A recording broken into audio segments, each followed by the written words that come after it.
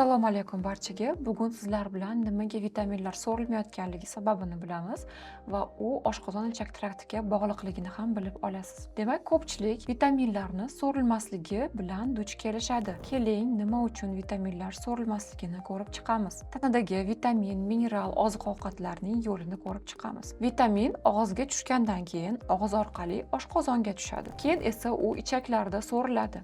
Ichaklardan keyin qonga sizib o'tadi. Qon esa transport qilib hujayralarga yetkazadi. Agar sizda vitaminlar foyda bermayotgan bo'lsa, so'rilmayotgan bo'lsa, bu yo'lning qaysi biridadir buzilish bor. Vitamin o'zlashtira olmaslikning 3 ta sababi bor. Birinchisi oshqozonning past kislotaligi, ya'ni gipoatsidoz. Oshqozon kislotaligi past bo'lganda oqsil, minerallar so'rilmaydi. Gipoatsidozda temir, rux, magniy, kremniy va oqsil kam bo'ladi. Ikkinchidan, o't pufagida o't dimlanishi va yog'larni hazm qila olmaslik. O't pufagidagi o't bu suyuqlik bo'lib, u orqali yog'lar va yog'da eriydigan vitaminlar so'riladi. O't dimlanganda A, D, E, K vitaminlari so'rilmaydi. Quruq teri, ajinlar, qabziyat va gormonlar bilan bog'liq muammolar paydo bo'ladi. Chunki yog'lar yetishmasligi kelib chiqadi. Siz sotib olgan qimmat vitaminlar befoyda bo'ladi. Uchinchidan,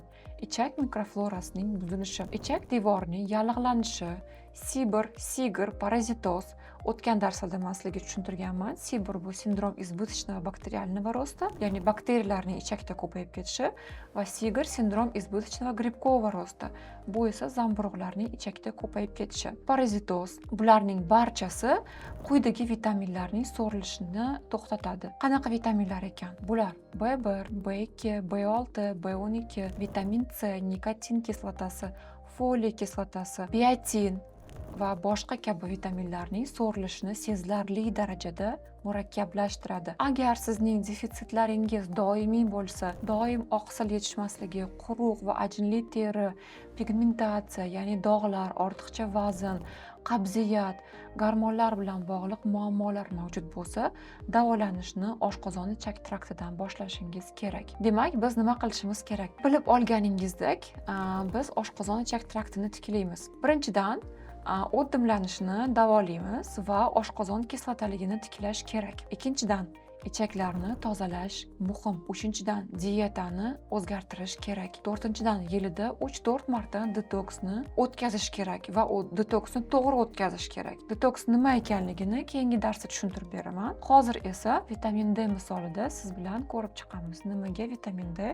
so'rilmayapti. Organizm uchun eng muhim vitaminlardan biri bo'lgan vitamin D. Uning defitsitlaridan quyidagi kasalliklar kuchayadi. Giper va gipotireoz, gormonlar defitsiti, libido sustligi, sikl buzilishi, erta klimaks boshlanishi, endometrioz, mioma va kistalar, SPKA va bepushtlik. Vitamin D yetishmovchiligi quyidagilarga olib kelishi mumkin. Ortiqcha vazn, charchoqlik, ajinlar tushishi, soch to'kilishi, aqliy charchoqlik.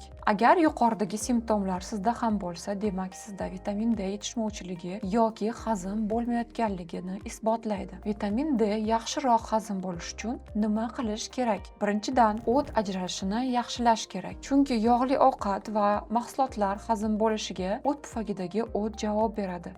Vitamin D esa yog'da eruvchi vitamin hisoblanadi. Ikkinchidan, vitamin D ni ovqat bilan birga ichish kerak. Ayniqsa, ovqat tarkibida yog'lar ko'p bo'lsa, vitamin D ham yaxshi so'riladi. Uchinchidan, vitamin D ni magniy bilan ichish kerak. Chunki yog'da eruvchi vitaminlar so'rilishda ishtirok etuvchi fermentlar ishtiroki magniyga bog'liq. O'ylaymanki, siz bu darsimizda ancha o'zingizga yangi ma'lumotlarni oldingiz va bekorga vitaminlarni sotib olib, ular hazm bo'lmasligi uchun birinchi o'rinda oshqozon ichak trakti bilan ishlash kerakligini ham bilib oldingiz. Keyingi darsda ko'rishguncha.